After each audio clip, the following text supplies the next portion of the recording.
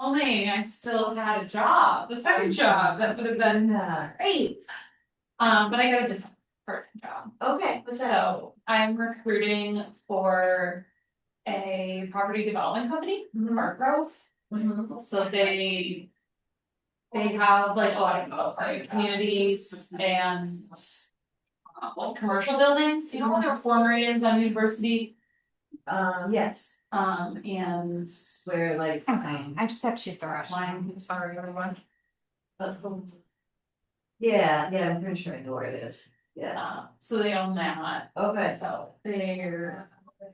And then need some flooring, so I would put on 16 hours a week and all day. Good.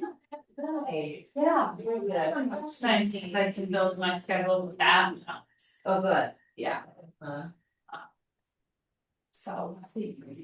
And you have to know ahead of time, what your schedule's gonna be For for recruiting, recruiting. yeah, but I kind of make it, so I try and get my schedule, if I'm doing any showings or classes set, and then I on my free time.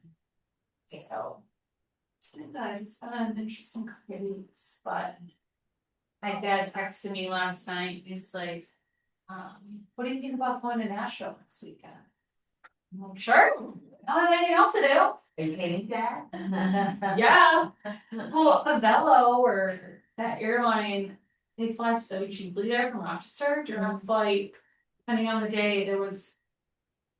Not this Sunday, next Sunday, $42. That's like.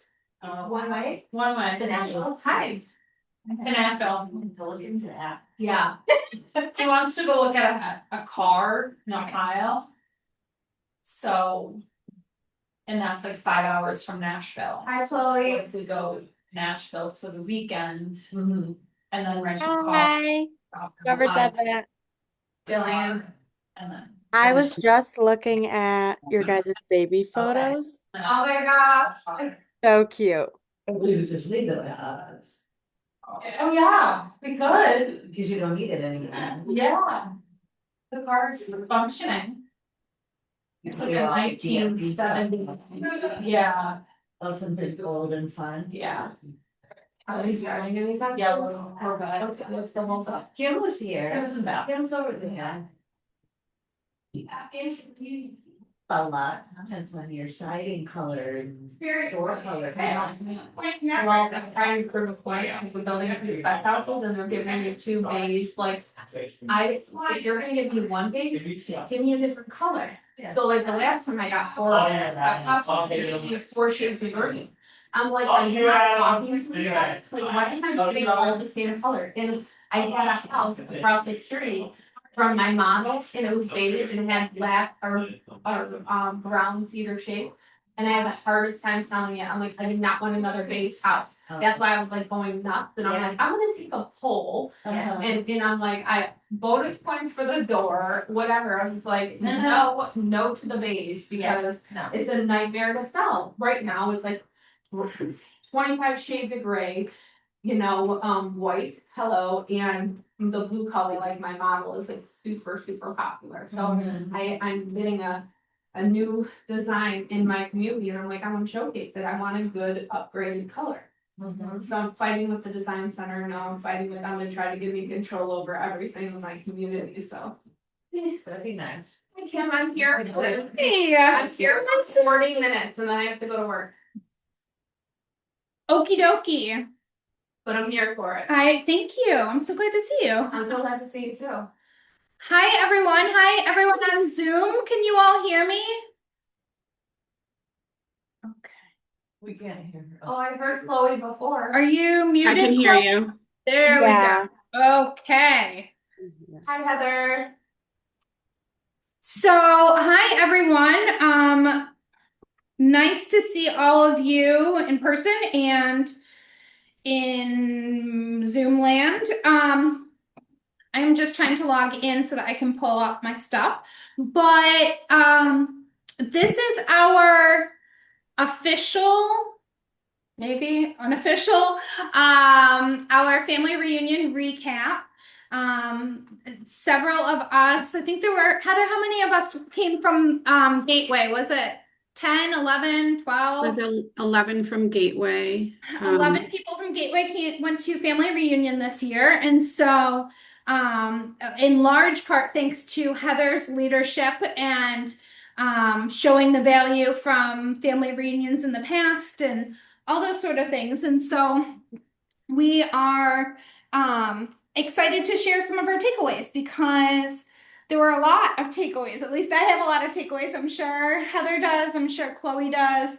So the people who were on who went, me, Chloe, Heather, Fran, period. There are some others who may be doing we may be doing a part 2 family reunion for other people who went but weren't able to make this time. But we wanted to make it now while it was fresh in our minds to share some of the things that we learned. So with that said, Heather or Chloe, do either one of you, or Fran, do either one of you want to kick us off and talk about, some highlights or things that really stuck with you? I think a lot of people in the room were able to make it to some of the virtual sessions. So, there may be some knowledge already, but, curious how either of you or any of you want to kick us off. And I know Fran's feeling a little under the weather, so that's probably why our camera's off and our sound is off. But would love to hear from any of you if you guys want to kick us off. Chloe, I'll let you go first. Oh. Great.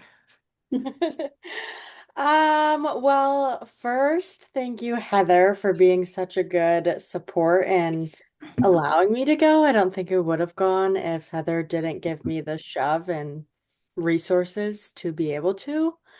I was just going over my notes today, and there's so much to take in. It was a lot, all good things.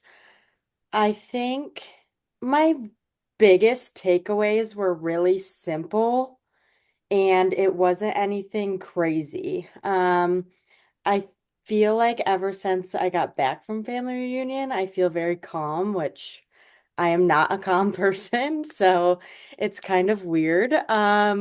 But I just feel like my head's clear and I have a better vision on what things could look like in the future if I do implement certain things and stick to it.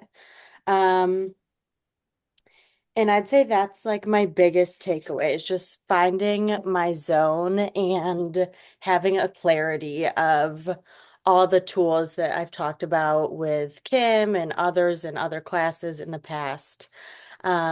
But just having a good vision on how to build those. And yeah, I know that's really broad, but that's what I got for you for my starting. Can I ask you a couple questions? Yeah. When you think back to family reunion, is there a session that really stood out or a speaker that really stood out for you? So I was actually thinking about this, and obviously, like Jay Shed, he's so awesome, and I went because of him, and he said so many powerful things, along with a bunch of the other like keynotes. But someone that stuck out to me, I think her name was Sherry Pettis. Um, yeah, Sherry Pettis. She was in a breakout session. She was a panelist on a class that I wasn't even going to go to. Um, and it was about expireds and FSBOs. She was just so awesome and really like spoke to me. Like she was so authentically herself. Everything she relayed was like exactly how she does it. There was no like jumping around it. Um, and she just gave such great advice and yeah, she really took me by surprise and she was really awesome. Great. Is there anything from your notes there that a good takeaway or a good aha that would be helpful for other agents to share who might be interested in FSBOs or expireds? Yeah, so my main focus this year was lead gen, and FISBOs and expired are kind of on that track. Um, Something she had said was along, I can't find it right now, so I don't want to scramble for it, but it was along the lines of lead follow-up is how you get the sale, and lead generation is how you build a business. And every time she was speaking, she was like, really, not every time she was speaking, she said something. She would like bunker down in her office. Like she treated lead generation like that was her job. She would hide in there and have her assistants like not even allow her out for the first like 4 hours of her morning. Her when she was doing lead gen at home, like her whole family knew like she was out of commission. Like, do not talk to me, I am working. So just her approach on lead gen was really um, good to hear because I don't treat lead generation like it's my job, and I really need to because I'm lacking in that area. I don't think you're alone. Okay, great. She just walked away. Heather, I'm so curious about your takeaways. This is your third family reunion, is that right? Did I count correctly? Yep. Cool. So tell us all the things. How was this one different, and what are some of your takeaways? So this one was really intentional for me, and it was very different because I looked at it like doing something super uncomfortable, even though I feel like I just figured out family reunion and I just figured out what to do, when you get there with the classes, and then I threw something like a wrench in and I was like, okay, I'm going to do things different. So my intention this year was to make meaningful connections with people and have really intentional conversations and or meals and or coffee, whatever, however that looked. And so I proactively did that before I left. I made my schedule based on agents I wanted to meet. So that was really the focus this year for family reunion for me. And on a sidebar, I wanted to bring home information, something I didn't know, something that spoke to me, and I thought I would just figure it out within the classes. And I kept to a genre of classes that I knew that I would want to be in. I actually ended up finding out what my niche is, and people are always asking like, "Oh, who's your target client, or who's what's your specialty?" And I really never could answer that question because I was so excited to help everybody. But yet, in that same breath, when I stepped back and I looked at who am I really helping, it was right in front of me. And I don't think it was until I slowed down and looked and saw the pattern that I realized that. So it happened to be that my pattern was my focus this year, and I didn't even realize it. So I tend to help a lot of downsizing families, and I tend to help first-time home buyers. Obviously, for me, those are my niche markets. All the classes I took had to do with downsizing clients, right? Or the next phase of life with their home and how that looked. So for me, I had a lot of revelation on that. Um, and then some other focuses were social media. Obviously, a lot of you participated with Social Media Con, which I bet was really eye-opening to a lot of you, but very overwhelming in the same breath. So I just encourage you to really kind of hone into a couple things that you found value in, and then reaching out to myself or anybody on the education committee or leadership to get a class in the market center that really could help support you with that. So not letting that excitement go to the wayside because you're going to feel stuck and not know how to propel forward. So that's important too. So social media was great, kind of cleaning up certain things for me on Instagram or what have you. Understanding that your brand is yourself. And when you're on social media, you want to be present, right? You don't want just filler space. You want to be present and you want to be, business forward with still your personality. And what does that look like? And how can you professionally present yourself and do that? So I think those are the things that I took away from it, along with, a lot of other small nuggets and things. This year, I took like 2 sentences of notes. And if anybody knows me, that is not like me at all.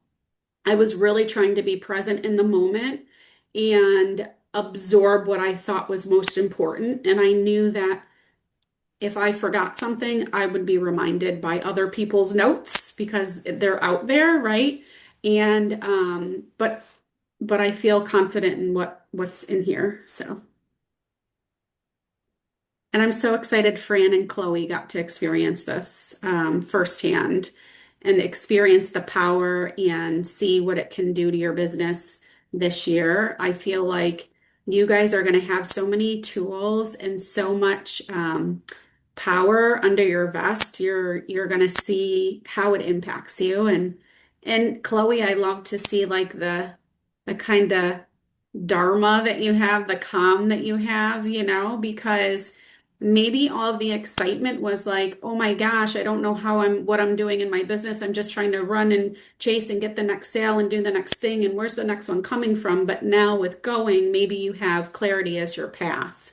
And I bet Fran probably feels a similar way. I know I do. So I'm really, really excited that you guys leaned into your business yourself and trusted, all of us to share that this was a great experience. So Awesome. Thanks, Heather. Fran, I know that you are there. I see your chats. Do you have anything that you want to share with the group as far as takeaways, or that you want to chat to the group in takeaways? I know you're not feeling great, so I don't want to put any pressure on you, and I want to provide a space for you if you'd like.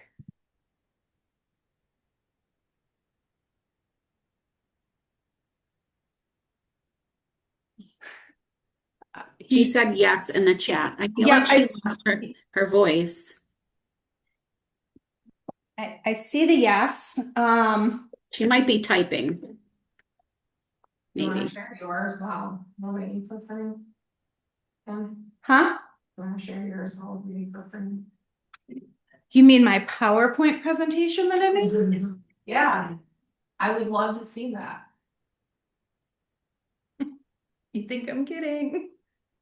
Well, we know there's a I PowerPoint. think you're kidding. Oops. I never think you're kidding. Fran says I'll chat a bit. You're intentional.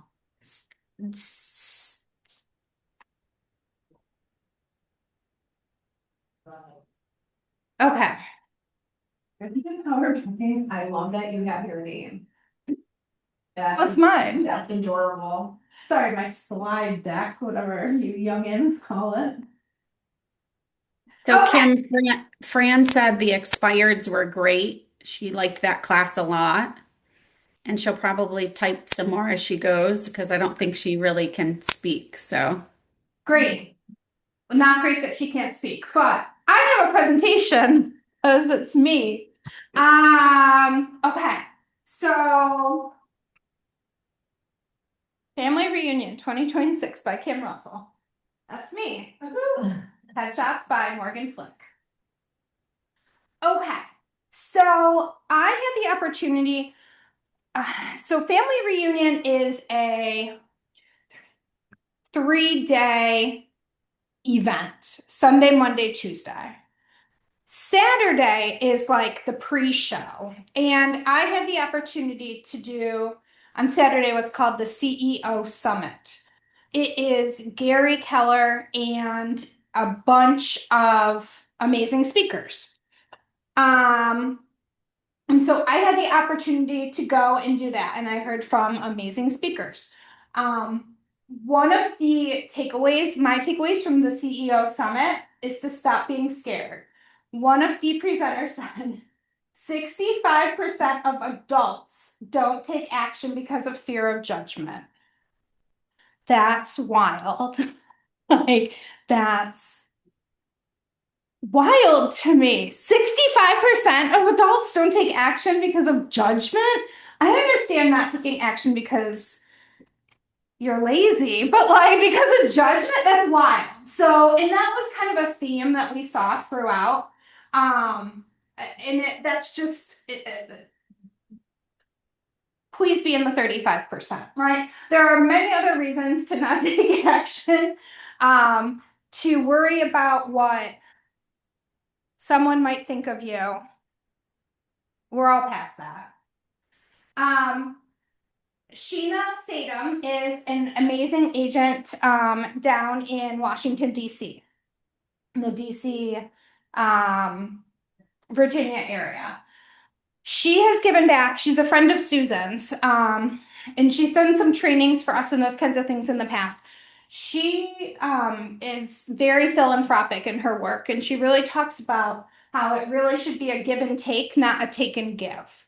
And so she has given back $1 million of her own money to nonprofits, and businesses and community service projects and those sort of things, through her business.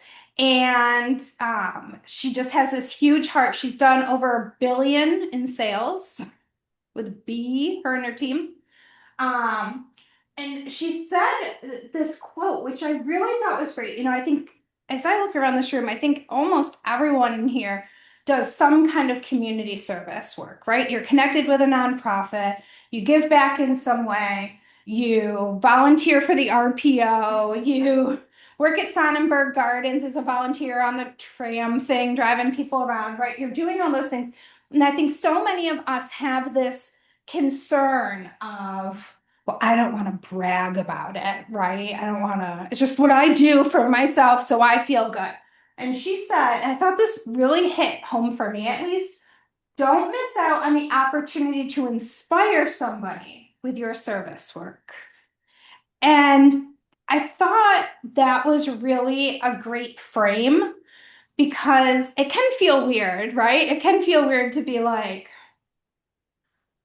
look at all this stuff I just raked up by the canal. Now it's so pretty. Yay me, right? Like, you don't want to do like, It's all the way you present it. it It's is. the way you present with your service work. If you're passionate about it and you feel good about it, you want somebody else to feel good about it. Mhm. Make them inspired to want to also Absolutely. do something that they're passionate about. And so I think we need to put more of a lens on that and feel comfortable doing so. And I just love that. I thought, man, we all do so much. What could we be doing? And I would encourage you, if you haven't looked into her story, follow her, do all the things. She is incredible. She opened up a school in Africa. Of course she did, right? I mean, she's great.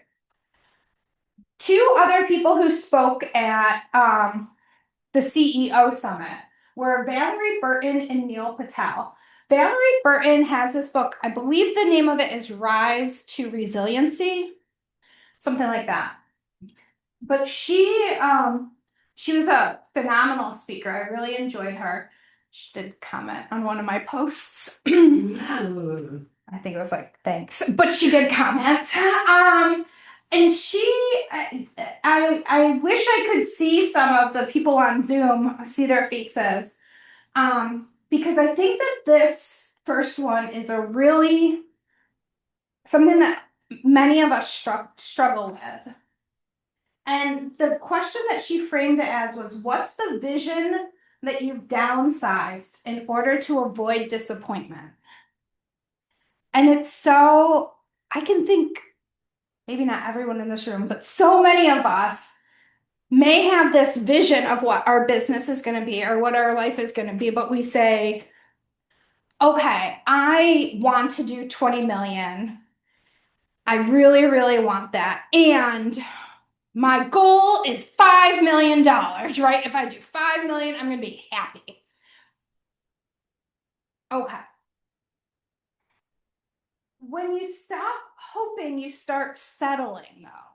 And she talks a lot about this. And I think it's really interesting to think about when we downsize our vision, what that, to avoid disappointment, how that shrinks our world and our life a little bit. And there's a consequence to that. And I thought that that was really interesting because I'm guilty of that 100%. I should probably be careful what I say because this is recorded, but like, I do that with recruiting, right? Like, I'm going to get 3 agents in this month. Well, I really want 5. So why don't I say 5? Well, because I probably won't hit 5, but I'll hit 3 and then I'll feel good because I hit 3. What am I doing, right? Like, it's the same for all of you. We did goal setting Monday night in productivity coaching. It's the same for all of them. Like, it's the same for all of us. We all shrink it so we can feel good at the end of the month. Stop doing that if you can. Yeah, if I can add something real quick there. Yeah. Because I think sometimes what makes us disappointed is the timeline that we put on some of those goals. And, I think sometimes if we kind of work for our goal, but get a little bit more detached on the timing, because sometimes, these timelines just come out of like nowhere, Yeah. Yep. do in my first year, or I just want to do this. And then we say, well, maybe that amount is not for me because I didn't do it in the timeline that I had for me. But it's just really about be a little bit more flexible with the timeline, but know what your North Star is, and then, keep the direction. That's such a good point, Amelia. I remember I heard a speaker, it must have been, I don't know if it was last year family reunion or the year before, and it really stuck. It said, they said timelines only matter if you're not committed to your goal.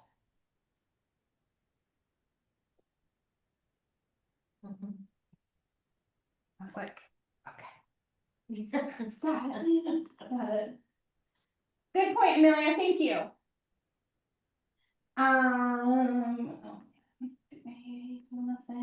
Okay, did it. Another thing that Valerie Burton talked about is finding opportunity in the challenge.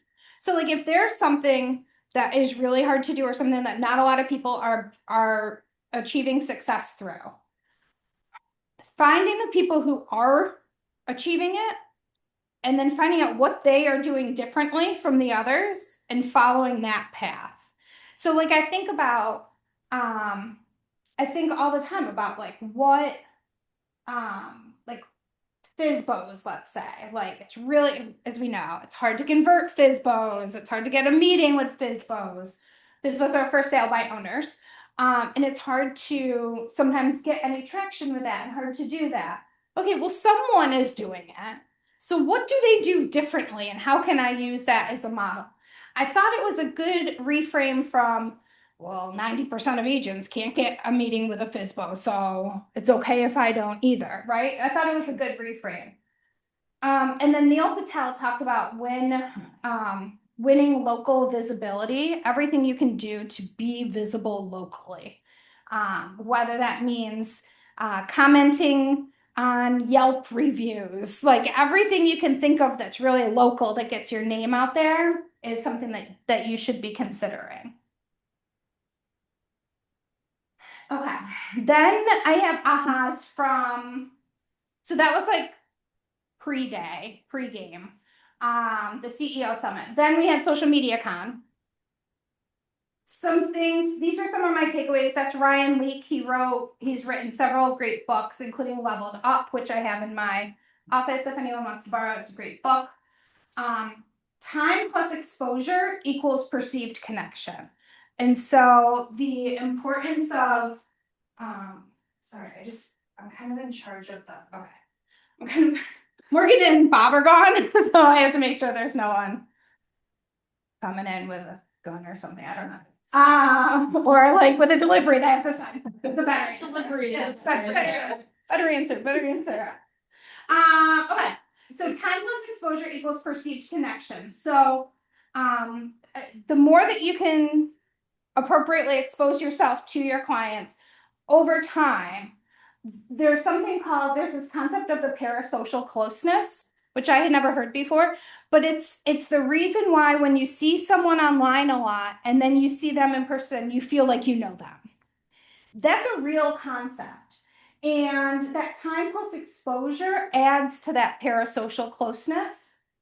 And so and you want content that builds trust because that compounds it. The content, and this is what And I just think is someone there? I feel like I heard that. You heard that, right? Not just me. Okay. You got a bomber? Never know. Maybe they were just. Did you have something to share on that, Heather? No, I just said a bomber. Did she just say a bomber? I'm like, oh my gosh. No, a Zoom bomber. Oh. Oh. First thing with a gun, use it in front of her. Yeah, no, Okay. not for real. So the content that you make for today is the reason that you'll show up on AI tomorrow. That's so true. Say that again. The content that you make today is the reason you will show up on AI tomorrow.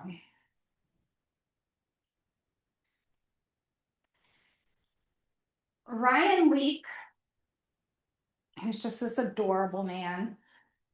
He is.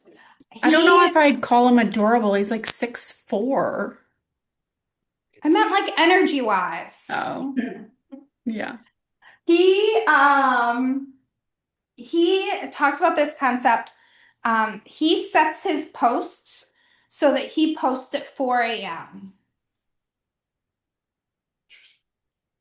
He does it because he wants to be the first person that people see and think of in the morning when they open up their phones. And I thought, that is smart. That is intentional, right? That's not just doing the content, doing the work, but it's saying, I want to help set the tone. I want to help be the person that people see. And I just thought that was a really cool thing because I've never posted at 4 a.m. I don't know if I'm going to, but I again, don't get lost in the action. Look at the model, right? When do you want to be the voice that people are seeing and hearing? So everyone picks up their phone as soon as they wake up, right? I mean, you're all like, I don't. I go and meditate. Bullshit. You all on Instagram when you first wake up. And so I just thought that was a really cool message. Okay. More to come on this. Donald Miller, I think he was a little overlooked, if I'm honest. I don't know if you guys remember him even from the social media con. He talks about building a story, and it's really interesting, and I'm going to be bringing that back to the Market Center in a lot of ways. But here's what I love. Well, there were several things I love, which is why they're my takeaways. He talks about the lower the cognitive load, the better. Don't use abbreviations that people don't know. Social media is not the time to start to sound smart. You have 1.7 seconds to capture an audience. You want you don't want to have to think to interpret your message on social media. You just want to be able to get it. If you get it, you're going to keep watching it. So the lower the cognitive load, the easier it is for people to connect to the message, and the more people are going to watch the message. And I think it's the longer they'll stay on, right? Yeah. And I just thought that was so smart because I never thought of it that way. I never thought, I mean, honestly, I don't really think about my beginnings very much on my posts. Could be working on that sometime this year. But it's this, how can we make things as basic and as at the lowest cognitive load as possible for people to understand what we're doing? And I just thought, I really like that. that was probably one of my top 3 ahas, is this concept of cognitive load. Like, if you're on social media, you don't want to be thinking hard. You don't want to have to be like, wait, what did she mean by that very smart but very confusing sentence, right? Like, this is not the time for your dissertation. Can I Can I add to that? piggyback on that when Chloe's Yeah, done? yeah. I'll let Chloe go first. See Thank how you. helpful a PowerPoint is? I thought that was really interesting from Donald Miller as well. And I thought it was even more interesting that Giselle, another speaker, had said the same thing pretty much in a different way. But she held up a screen that had words on it and she was like, I didn't know what any of these meant before I bought a house.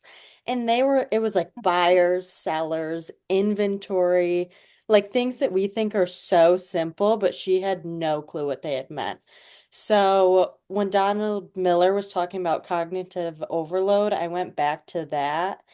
Um, and it was just so crazy how the simplest things to us that we think everyone they don't. So just really break that down a little bit. I don't know how I was thinking about that. Like, how do you break down avoiding using the word buyers? But um, I don't know. It's just really interesting and something to think a little more about.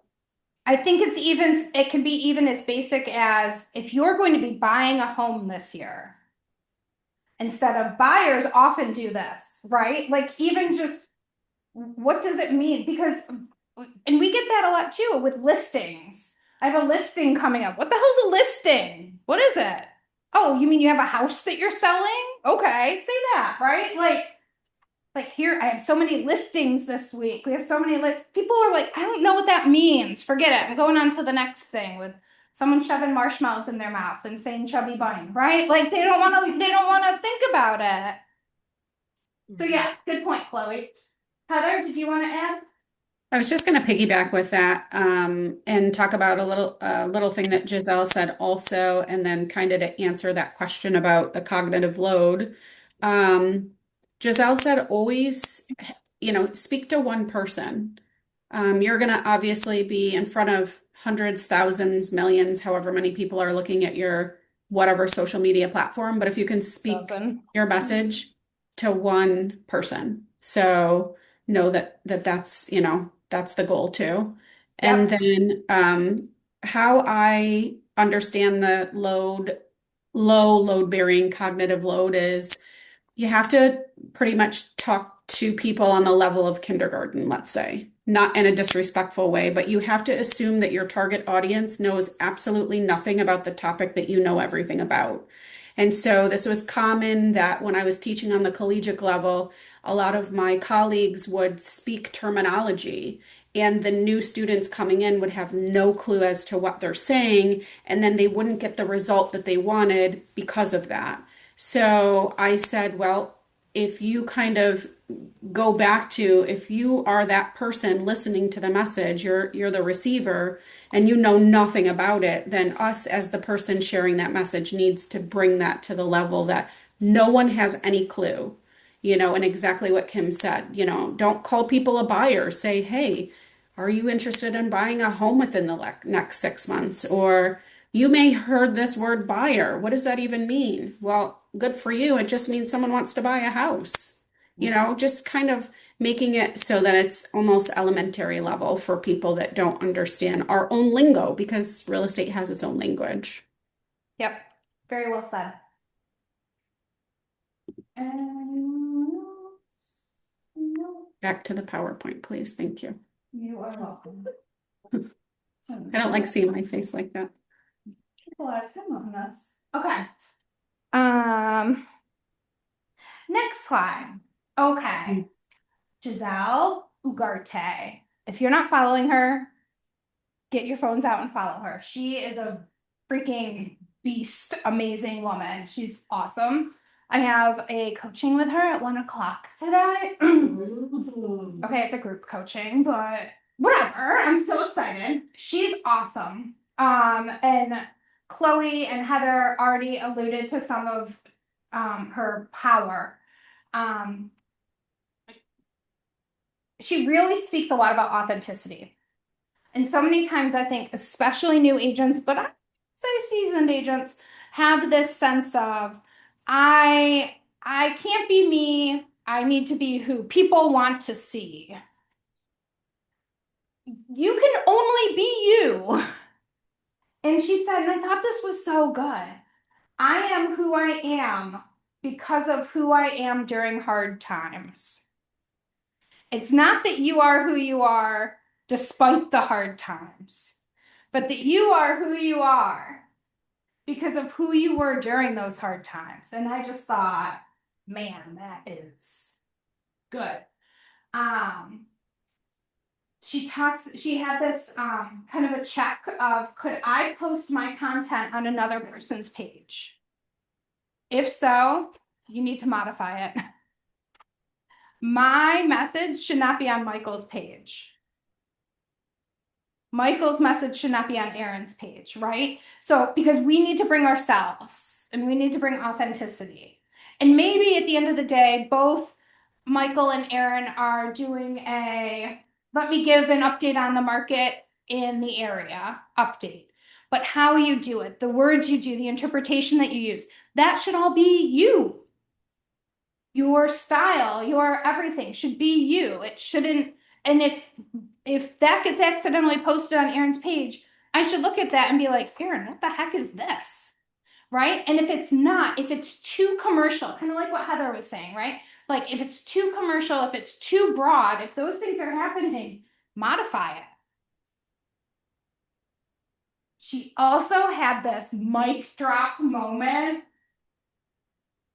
So they all talked about this, like this being scared of posting and scared of the judgment and, you know, you're this or you're that, or, you know, you're afraid. We're all afraid. If you put something up on social media, someone is going to say something and it's going to be uncomfortable and then you're going to be upset, right? And she uses this phrase and it kind of became like the catchphrase. I mean, I thought, maybe just for me, but for everyone at the conference.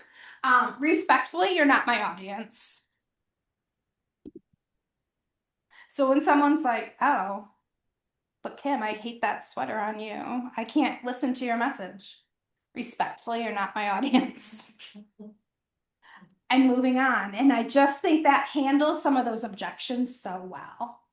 And the criticisms and the critiques and all that kind of stuff. And I just kind of obsessed with her. She's very authentic. She's very real. I thought she was great. Gary V. I mean, legendary. What? Future Jets owner. Well, he wants to own the Jets. That's his thing. So, you know, he talked about aligning his goals with action. And so would people know that you're serious about your goals by looking at your calendar? And I thought this second part, I've really held on to this one. I kind of have chills thinking about it. So I haven't really talked about it. But if you value the cheering, that puts you in jeopardy to value the booing. I'm like literally halfway. Goosebumps. Because that's me. I love the cheering. And when you're dependent on external validation and the, oh my gosh, Kim, your slideshow was so great. And I love all your presentations. I can't wait for you to teach again. That puts me at jeopardy of that slideshow sucked. And if I value one, it puts me in jeopardy of valuing the other. And going back to what Giselle said, you got to be you. And I just thought that all kind of really came together for me. Platforms and handles, 7 platforms that we should all be on. Using multiple handles to try and capture a broader audience. He also made a point, it's not social media anymore, it's interest media. People follow each other based on interests, not because they necessarily want to be social. And I thought that was interesting. I mean, so much more I could say. I thought he was great. I'd say most people thought he was great. other people still can't believe he cursed on stage. And he's wearing a hat. Oh, yeah. Sure, that was the least offensive thing that he did was wear a hat, yes. He stayed authentic. I want to comment on that because Yeah. he even spoke about how he would dress up and that's not him. And to be authentic, like he's 90s. He's got 90s Air Max on, a hat. His pants are sagging on his booty a little bit. He uses F-bombs, but he was truly authentic and he's the number one speaker in the world because people relate and hear his message because it's that powerful. So His authenticity is him. I mean, it gives him the validation that you need. And I don't know if you guys felt this, but across the board from our first day, big conference day all together to the breakout sessions, every single class that I was in, and then that one day, every message was really the same. Authenticity, how to just like simplifying your business, investing in yourself with social media. Like everybody had the same message no matter what class you were in. And, kind of brought it to this holistic approach overall. Yep, I agree. So that's my presentation. Thank you. Thank you for doing a PowerPoint. Thank you. Any questions? Oh, wow. Okay, got it. Lots of chats here. It was amazing. Slides were great. AI is going to replace you if you use it to replace you. Yep. Bye. Thanks for coming. Thanks. Anyone? Yeah, Lisa. My question has lots of different. Next year, where is it? Houston. I'm sick. How much do you think you spent to get there from start to finish? What do you wear? Where do you stay? Do you have to rent a car?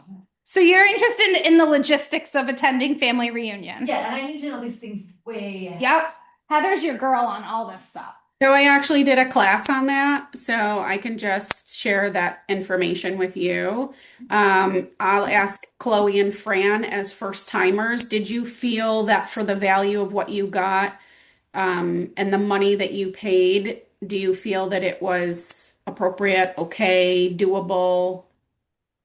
Yeah, I mean, I think you have the right approach, Lisa. Like, as long as I only planned like a month or two in advance, but as long as you get somewhat of a head start on it and you're able to do it in the right way, you can make it feasible for what family reunion is worth. I think you should 1000% go. You'll get so many takeaways and it's awesome.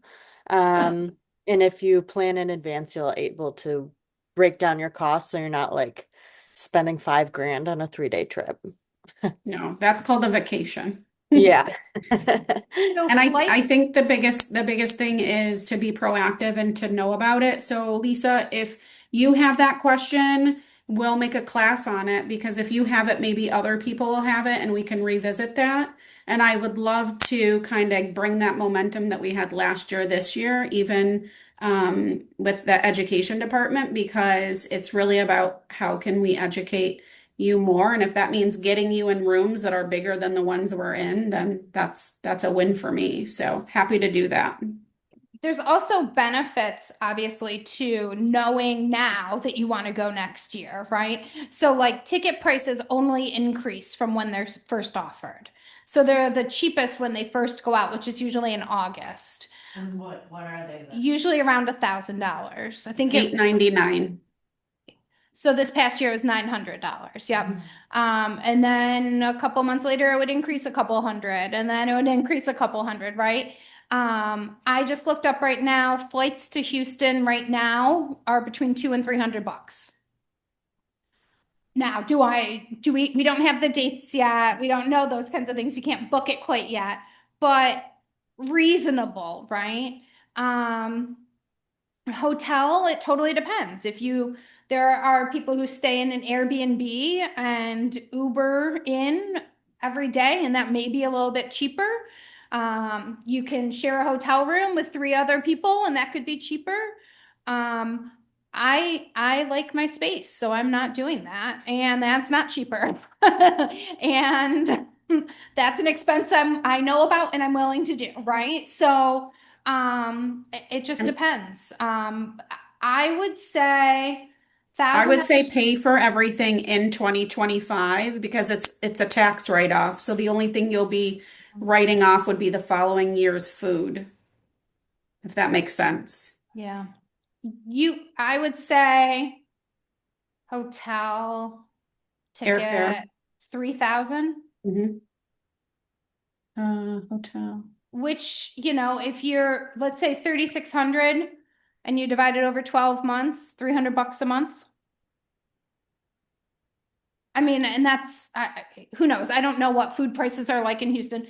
It was real expensive in Vegas. We went for $1,700 about, not including food, To Atlanta. to Atlanta. So that includes your hotel and your But ticket? we did an Airbnb, which Right. was a huge savings because every room was $375 a night plus fees.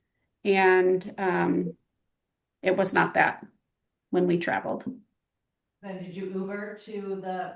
Walking distance. What was bus? Some of us Ubered, some of us walked. I mean, the Uber probably was like $10 maybe, $12. I don't know. Chloe would answer that better.